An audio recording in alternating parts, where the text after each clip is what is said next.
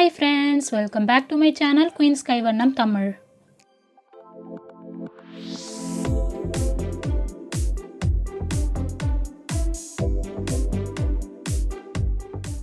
இன்னைக்கு நம்ம என்ன ரெசிபி பண்ண போறோம்னு பாத்தீங்கன்னா ரெண்டு விதமான பொரியல் தான் பண்ண போறோம். டெய்லி சாப்பாடு செய்வோம் லஞ்சுக்கு. அதுக்கு என்ன பொரியல் விதவிதமா செய்யறது அப்படினு சொல்லிட்டு யோசிப்போம் இல்லையா? அதுக்காக ஒரு ரெண்டு விதமான பொரியல் செய்ய போறோம். ஒன்னு கத்திரிக்காய் பொரியல் செய்ய போறோம். இன்னொன்னு கோவக்காய் வறுவல் செய்ய போறோம். கத்திரிக்காய் பொரியல் அப்படின்றது நமக்கு கத்திரிக்காய் முழுசா அந்த மாதிரி தெரியாது. நல்லா இழஞ்சா மாதிரி ஒரு தொக்கு பதத்துல செய்ய போறோம். அதுக்கு அப்புறம் கோவக்காய் ஃப்ரை பண்ண போறோம். இப்போ வாங்க ரெண்டுமே எப்படி பண்றதுன்னு பார்க்கலாம். ஃபர்ஸ்ட் நம்ம என்ன பண்ண போறோம்னு பார்த்தீங்கன்னா கத்திரிக்காய் பொரியல் தான் பண்ண போறோம். அதுக்கு ஒரு கடாய் வச்சுட்டு ஒரு 4 டீஸ்பூன் அளவு எண்ணெய் ஊற்றிக்கலாம். எண்ணெய் சூடான உடனே 1/4 டீஸ்பூன் அளவு சோம்பு சேர்த்துக்கலாம். சோம்பு சேர்த்து நல்லா பொரிஞ்ச உடனே ஒரு பெரிய வெங்காயத்தை ஃபைனாக சாப் பண்ணி வச்சுருக்கேன். அதை சேர்த்து வதக்கிக்கலாம். அது கூடவே ஒரு கொத்து கருவேப்பிலை சேர்த்து வதக்கிக்கலாம். இந்த வெங்காயம் வதங்கிறதுக்காகவும் இந்த கத்திரிக்காய் பொரியலுக்கு தேவையான அளவு உப்பு சேர்த்து நல்லா வதக்கிக்கலாம்.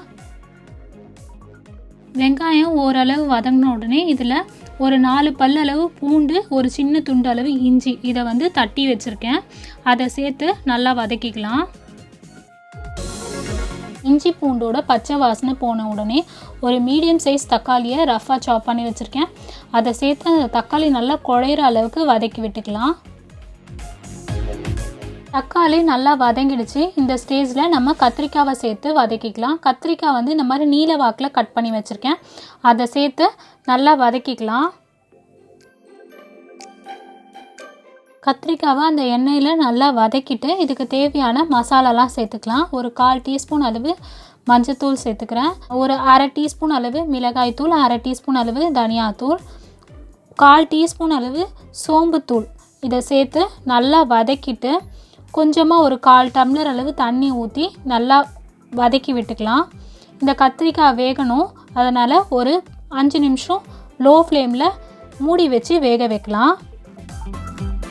ஒரு 5 மினிட்ஸ்க்கு அப்புறம் ஓப்பன் பண்ணி கலந்து விடலாம்.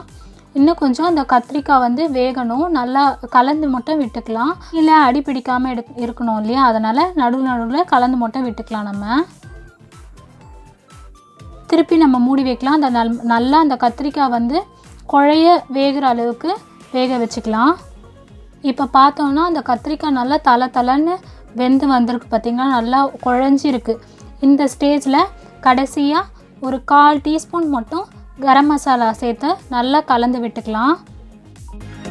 இந்த கத்திரிக்காய் பொரியலுக்கு நல்லா அந்த பிஞ்சு கத்திரிக்காவாக குட்டி குட்டியாக இருக்கும் பார்த்திங்களா? அந்த மாதிரி கத்திரிக்காவாக வாங்கி நம்ம செஞ்சோம் அப்படின்னா நல்லா டேஸ்ட்டாக இருக்கும்.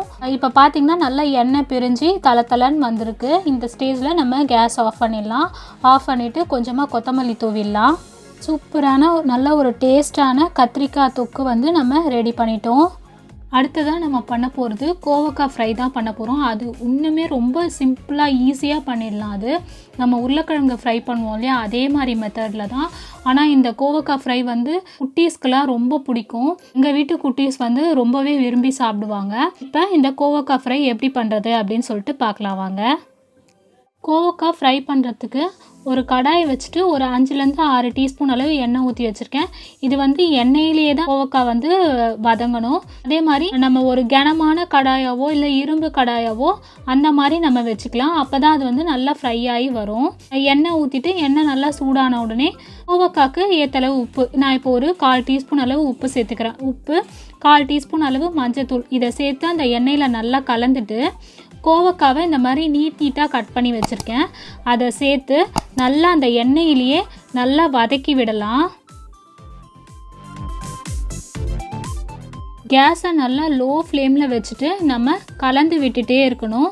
ஒரு 5 நிமிஷத்துக்கு ஒரு வாட்டி நம்ம கலந்து விட்டுட்டே இருக்கலாம். ஏன்னா நம்ம தண்ணி ஊற்றி இந்த கோவக்காவை வேக வைக்க போகிறது கிடையாது. அந்த எண்ணெயிலேயே தான் அது வேகணும். நடுவில் அந்த கோவக்காவை கலந்து விட்டுட்டு அதை கடாய் ஃபுல்லாக இருக்கிற மாதிரி நல்லா பரப்பி விட்டு வேக விடலாம். அப்போ தான் அது எல்லா பக்கமும் வேகும். அதே மாதிரி அது வெந்து அது செவக்க ஆரம்பிக்கும். அது வரைக்கும் நம்ம இதே மாதிரி தான் கலந்து விட்டுட்டே இருக்கணும். இப்போ பார்த்தோம் அப்படின்னா அந்த கோவக்காய் நல்லா வெந்து ஃப்ரை ஆக ஆரம்பிச்சிருக்கு. ஒரு அரை வாசி நல்லா ஒரு கோல்டன் கலரில் ஃப்ரை ஆகிருக்கு பார்த்தீங்களா. இந்த ஸ்டேஜில் நம்ம வந்து இதுக்கு தேவையான அளவு மிளகாய் தூள் சேர்த்துக்கலாம். நம்ம காரத்துக்கு ஏற்ற மாதிரி நம்ம சேர்த்துக்கலாம். நான் ஒரு அரை டீஸ்பூன் அளவு மிளகாய் தூள், அரை டீஸ்பூன் அளவு தனியாத்தூள் இதை சேர்த்து நல்லா கலந்து விட்டுக்கிறேன். இதுக்கப்புறம் திருப்பியும் நம்ம இதை நல்லா செவக்க வைக்கணும். இப்போ பார்த்தோம் அப்படின்னா அந்த கோவக்காய் வந்து நல்லா ஃப்ரை ஆகிடுச்சு, நல்லா வெந்து ஃப்ரை ஆகி வந்துடுச்சு. நம்ம உருளைக்கிழங்கு ஃப்ரை பண்ணி எடுப்போம் இல்லையா, அந்த மாதிரி நல்லாவே ஃப்ரை ஆகிடுச்சு பார்த்தீங்களா. இந்த ஸ்டேஜில் நம்ம கேஸ் ஆஃப் பண்ணிடலாம். கோவக்காய் ஃப்ரை வந்து ரெடி ஆகிடுச்சு. இப்போ நம்ம 2 பொரியலுமே சூப்பராக ரெடி பண்ணிட்டோம். இது ரெண்டுமே நல்லா டேஸ்ட்டாக இருக்கும், சூப்பராக இருக்கும். இது ரெண்டுமே நம்மளுக்கு சாம்பார் சாதம், ரச சாதம், தயிர் சாதம் இது எல்லாத்துக்கூடயுமே சூப்பரான காம்பினேஷனாக இருக்கும். இதை நீங்களும் வீட்டில் ட்ரை பண்ணி பாருங்கள். ட்ரை பண்ணிவிட்டு எங்களுக்கு கமெண்ட் பண்ணுங்கள். இந்த வீடியோ உங்களுக்கு பிடிச்சிருக்கு, யூஸ்ஃபுல்லாக இருந்துச்சு அப்படின்னா இந்த வீடியோக்கு ஒரு லைக் பண்ணுங்கள், உங்கள் ஃப்ரெண்ட்ஸ் கூட ஷேர் பண்ணுங்கள். இப்போ தான் எங்கள் சேனலை புதுசாக பார்க்குறீங்க அப்படின்னா கீழே இருக்க சப்ஸ்கிரைப் பட்டன் ப்ரெஸ் பண்ணிவிட்டு பக்கத்தில் இருக்க பெல் பட்டன் ப்ரெஸ் பண்ணிக்கோங்க. அப்போ தான் நாங்கள் ரெகுலராக போடுற வீடியோஸ் உங்களுக்கு நோட்டிஃபிகேஷனாக கிடைக்கும். Thank you, bye bye.